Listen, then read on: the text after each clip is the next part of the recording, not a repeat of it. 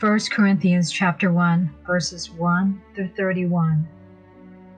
Paul, called to be an apostle of Jesus Christ through the will of God, and our brother Sosthenes, to the assembly of God, which is at Corinth, those who are sanctified in Christ Jesus, called saints, with all who call on the name of our Lord Jesus Christ in every place, both theirs and ours.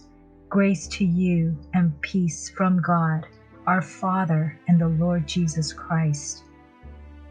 I always thank my God concerning you for the grace of God which was given to you in Christ Jesus, that in everything you do were enriched in him, in all speech and all knowledge, even as the testimony of Christ was confirmed in you, so that you come behind in no gift, waiting for the revelation of our Lord Jesus Christ, who will also confirm you until the end, blameless in the day of our Lord Jesus Christ.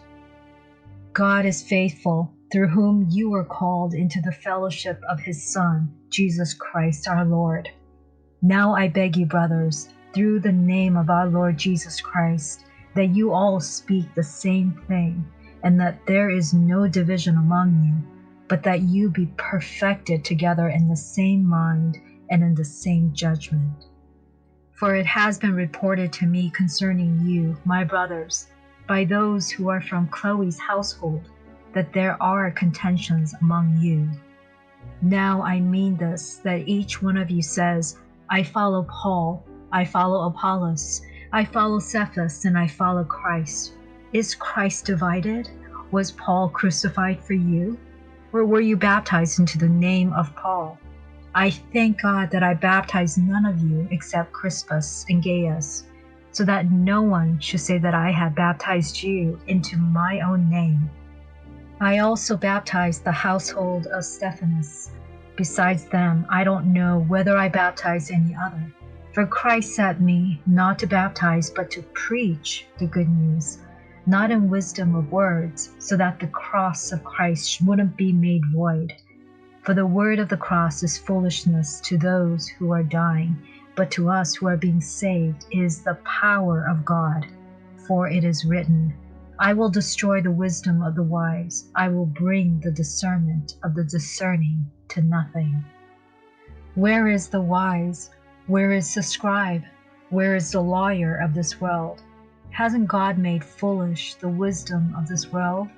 Foreseeing that in the wisdom of God, the world through its wisdom didn't know God, it was God's good pleasure through the foolishness of the preaching to save those who believe.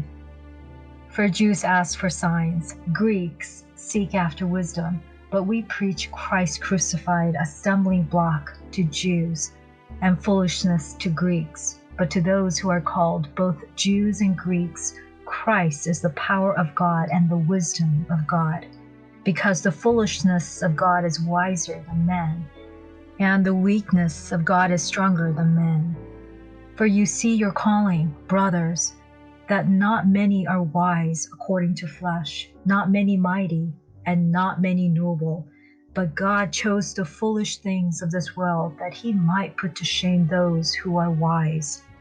God chose the lowly things of the world and the things that are despised and the things that don't exist, that he might bring to nothing the things that exist, that no flesh should boast before God.